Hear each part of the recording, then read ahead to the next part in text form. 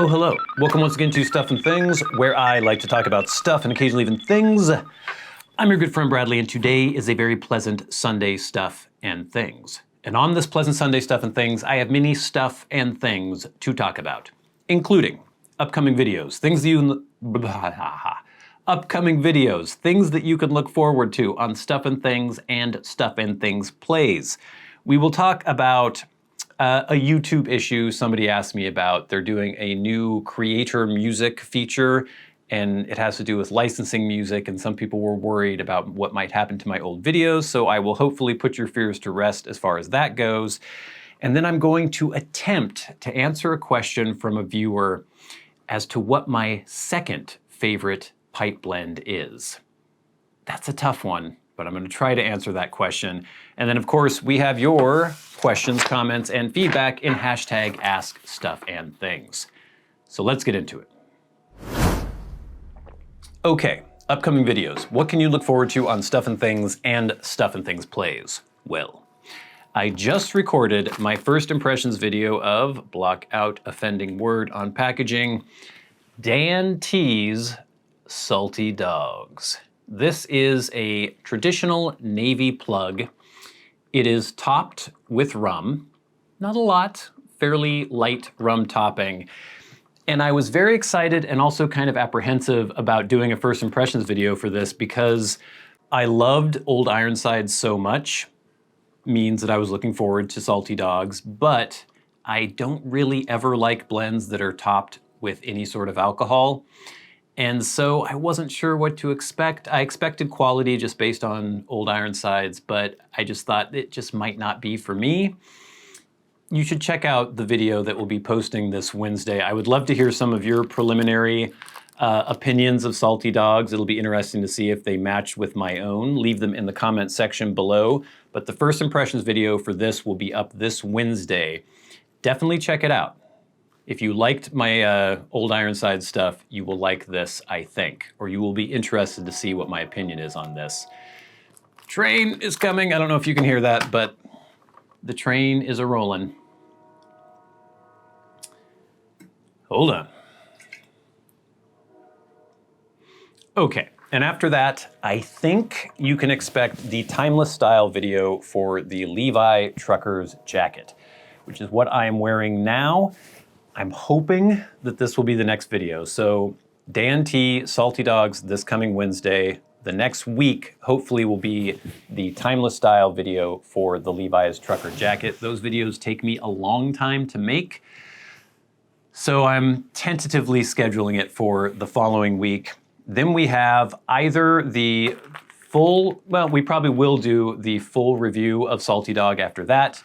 Then we will do some stuff with SPC Virginia Jazz. That will be slotted in there somewhere, but we might have a non-pipe video in between Salty Dog and this. And then, of course, every Monday, Wednesday, and Saturday, we have our Elden Ring series continuing on Stuff and Things Plays. I think I accidentally said Friday last week, so Saturday, Monday, Wednesday, and Saturday. Okay, so some quick YouTube stuff. A couple people have asked me because they have heard that YouTube is instituting this new policy where they have this new feature system, whatever you want to call it, called creator music. And that's their way of licensing music for people to use in their videos. Previously, YouTube had a thing called the YouTube Audio Library, where they had songs that were provided to YouTube by various artists, and not famous songs. It was just people writing music to be used in videos, to be licensed. And some of the videos you did not have to do any sort of attribution. They were just there available on YouTube. Some of them, or in the YouTube audio library, some of them you would have to do an attribution. I picked a lot of songs off of there that I used on various ones of my videos that were attribution not required. So what you would do back then was just download the song and you could use it in your video all you wanted. You could upload it to YouTube. Nothing would happen. It wouldn't do anything.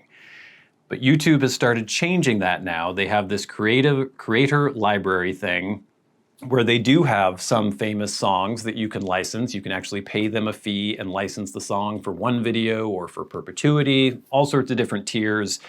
And then they still have all the old songs in the YouTube creator library that were previously in the YouTube audio library. At least I think most of them are there. And some people were worried that now that they're starting to do this licensing thing, that my old videos that had those songs that don't have, they're not officially, I don't even know how to describe this exactly. They're not officially licensed. I just use them because they were available for use through YouTube Audio Library and they were no attribution required. They're worried that now all those old videos will get struck. I keep hitting my desk. They'll get struck or taken down. Basically, what it seems like YouTube is doing is that any of those old videos, they're either adding the license, and I never used anything that wasn't no attribution required anyway. So they're either adding a license to it and it doesn't affect the video, doesn't affect the monetization status or anything, or nothing is happening. Because I've had some videos that have the same song in it, and some of them will have license added, little check mark on my YouTube Creator Studio, and some don't show anything. So as of now, it would appear that there won't be any issue, which is nice because that's not always the case with YouTube. But don't worry, it doesn't seem like any of my old content is getting taken down, and I'll be able to use the same songs. Some of the songs I use on my videos are my own, and then some are from the previous YouTube audio library and now current YouTube creator music. So you might notice if you go in the description box now, it might show like the song name and the artist and say where it's from, YouTube. But I don't think anything else will change. So those of you who are worried and wrote in, don't be, at least not for now. Fingers crossed. Okay, but now for the topic of the show. And I had a missive from one Corey C, who asked, we all know that your favorite blend of all time is Peterson, formerly Dunhill, Elizabethan mixture. But what is your second favorite blend of all time? Oh, and I struggled with this question a lot. There are many blends that I enjoy, and many blends that I return to time and again. And it was very difficult for me to narrow it down to just a second favorite, because obviously Elizabethan is my favorite blend, and it is by a long shot. No other blend even comes close. And so I started going through all the blends that I've had multiple times. It can't be something that I've only had once or just reviewed one time on the channel. I started going through, different kinds of blends, Burley blends, English blends, Kentucky-based or like dark fire Kentucky blends, as opposed to just like something like old dark fired versus, haunted bookshop or something, or maybe light aromatic blends. Although I'm sure you all know that that won't be the case. That won't be my second favorite blend. And I started trying to think, and I kind of narrowed it down to, I love vapors. They're probably my favorite kind of blend, and that is why Elizabethan is my favorite blend, because it's my favorite vapor. But see, saying that, it's not even really my favorite vapor as far as taste. It just perfectly captures everything I want in a vapor. And if I can explain this, I enjoy some very rich, esoteric, fancy foods. I can definitely enjoy those, and I can think they're amazing. But if I were to think of my favorite meal, it wouldn't be something extremely esoteric and fancy. It would be something a lot more basic, because that's something that you can have all the time, and you wouldn't get sick of it. At least that's how I feel. And so that's kind of how it is for my favorite blends. Elizabethan is not the most full-flavored, it's not the most exotic, it's not the most amazing, not even amazing, because I think it is the most amazing. It's not the most knock your socks off, smack you in the face with flavor vapor, but it's just perfect as the basic vapor for me. Hopefully that makes sense. And so I figured for my second favorite blend, it would probably be an English blend, something with a lot of Kia in it. And when I started thinking about all of those, I thought of, some of the old standbys like Nightcap, things like Standard Mixture, which I really love, formerly Dunhill, currently Peterson Standard Mixture, and that really checks all the boxes. It's a very basic English blend. But the more I thought about it, and I started looking through some of the tins that I had and thinking back on some of the blends I've really enjoyed, I think I've come up with something. Now this may change, you can't hold me to this. You can definitely hold me to Elizabethan being my favorite blend of all time, but as far as my second favorite, this is just currently what I am thinking. It might surprise you. I have it here in my hand, and it is a blend by a very good blender, one who has a really high batting average as far as good blends, and it is, get ready for it, GLP's Gaslight. Surprised? I kind of was. I've always really liked Gaslight from the first moment I ever had it. I did a review years ago now, and I was really impressed by it. And I realized when I was thinking about this that I have probably gone back to Gaslight the most of any English blend other than probably Nightcap or Standard Mixture. Nightcap I love, but it is one of those blends that's pretty rich. It's not something that I could imagine myself having every single day. Gaslight is pretty rich, it's pretty full flavored, but I don't know, there's something about it. It has this real creaminess to it, and yes, creamy richness, but it also has this wonderful bitter quality that I really love in an English blend. I think I described it as creosote in the original review of this. I think I did a revisited video for Gaslight as well. But there's this great marriage of leathery, dark, smoky, creamy goodness, but then also this bitterness. And you need the bitter to enjoy the sweet. And this has it. It's like sucking on a pylon from a dock that's been in the ocean for 20 years, mixed with a creamsicle, a leather wallet that you've shredded up, and maybe some caramel dribbled over it. I don't know. It's a lot of different things. It all works together well. It's not overpowering. It is pretty full flavor, but it's not overpowering. The fact that it is not a ribbon cut, that sort of surprised me that I would pick this blend, because typically my favorite blends are ribbons that are just super easy to deal with. I can enjoy flakes, I can enjoy plugs, but if I had a blend, if a blend could taste exactly the same as a flake version of that blend, or let me put it this way, if you had two different blends, they tasted exactly the same, which they probably wouldn't because they'll have a different character if one's a flake and if one's a ribbon cut, but if they could taste exactly the same as the flake or the ribbon, I would pick the ribbon. But this is not a ribbon. It is a kind of looser plug. Some would say it's not a plug because you can rub it out by hand, whatever. I consider it a plug, I think. It's just good. It's really good. Creamy, sweet, dark, rich, but also bitter. Creosote. Band-Aids. It has that Band-Aid flavor that I like too. If you've ever taken a big whiff of a Band-Aid, it kind of tastes like that. All of these things don't sound great, I know, but added together in a blend, they really are. And I really like GLP's Gaslight. And I think it's my second favorite blend of all time. What's yours? Let me know in the comments section below. All right, gang, but now it is time for hashtag askstuffandthings. Remember, if you have a question for me and you would like it answered on the Sunday Stuff and Things, you can tweet at SATBradley with the hashtag askstuffandthings. You can send me questions via Patreon. Go to the front of the line. You can send me questions via YouTube Super Thanks below this video and go to the front of the line. Or you can leave me comments, feedback, questions, etc. on my YouTube videos. I go through all of them and I pick out ones to answer every week. So first, via YouTube, this is from Cheesy Bacon. Cheesy Bacon says, what are your thoughts on the impending teddy bear law in Washington state? Has it changed your plans regarding the potential acquisition of other teddy bears? Thoughts on where it might go, or not worried about it at this point? So for those of you who are not in the know, years ago I developed the euphemism teddy bear for firearm, because I did some videos on firearms.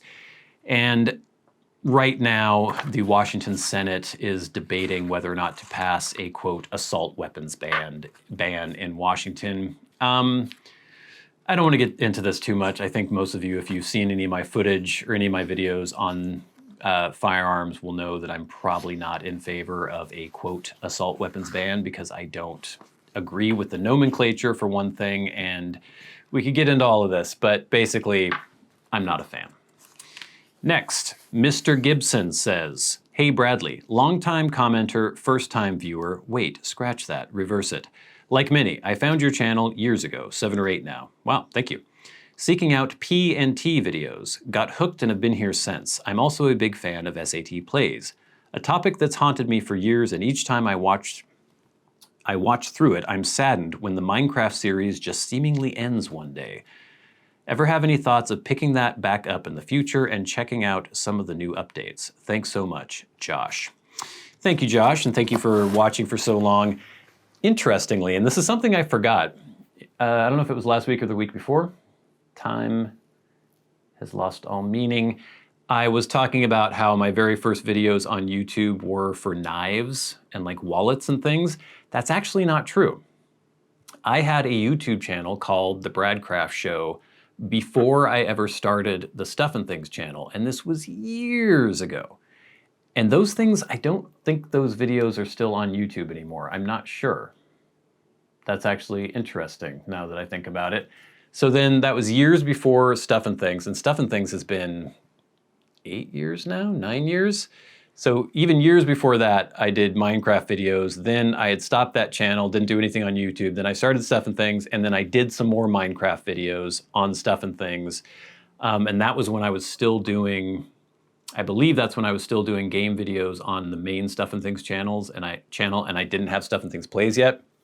But anyway, yes, I did just stop the series because Minecraft never ends. That's the thing with that game, and I haven't played it in years. I probably will go back to it eventually. And yeah, I may do updates. I'm slightly put off by the fact that they just keep adding and adding and adding and adding to the game. I don't want to have to learn 1,000 new systems every time I boot up Minecraft again after it's been several years, but we'll see. It is one of those kind of all-time great games, and I'm sure I'll probably get to it again eventually. Next, we have some feedback from last week's Sunday Stuff and Things. This is from Tom Brown. We were talking about the confusion online about the ingredients list for Dan T's Old Ironsides. A viewer didn't think there was any Oriental teas in there. I was pretty convinced there were. I got in touch with Dan T. They said there were. Other people said maybe no. But anyway, it was an interesting discussion. And Tom says, very interesting. Tea blends are not required to list ingredients on the label, as foods are required to do. For years after Sobrani switched to Cyprian Latakia, Esser's Havens House Blends, which came either from Sobrani or Red Lion in Pennsylvania, advertised Syrian Latakia. When I first tried Dan's Midnight Ride, the tin did not mention Latakia, and indeed I was told by the shop where I bought it that it did not contain Latakia. In fact, it contains quite a lot. Go figure. Great video. And yeah, that's kind of just what we were discussing last week. I'm pretty good at telling what's in a blend, but you will often find information that disagrees, whether it's on the manufacturer's website, the retailer's website. It would be great to have a definitive researched and verifiable list of all the ingredients of all these blends that we love. Next, from Blackadder665, hi Bradley, awesome content as always, thank you. As a German, the Old Ironsides issue is particularly interesting for me. I know for sure that Michael Appitz is a blender at Dan T's. He is famous for his good hand in aromatics, good being an understatement, but I'm not sure how things are when it comes to unflavored teas. I think those are sometimes often blended by other people, so maybe he just couldn't remember exactly when asked because it wasn't one of his own blends. Oh yeah, Maria Sousa is the manager of DTM, so you got straight to the big can't read today. So you got straight to the big wigs. P.S. Just check their website again. Andreas Mund, successor of Jürgen Westphal, is the Tabakmeister, i.e. tea master. Heiko Behrens and Michael Appitz are the other chief blenders.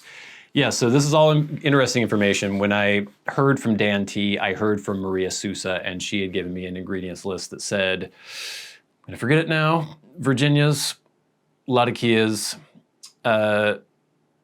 Orientals that I think she said were Lebanese. I can't totally remember now. And then I think she mentioned Perique as well. And then Michael Appett's, or no, in Kentucky. I'm totally forgetting it now.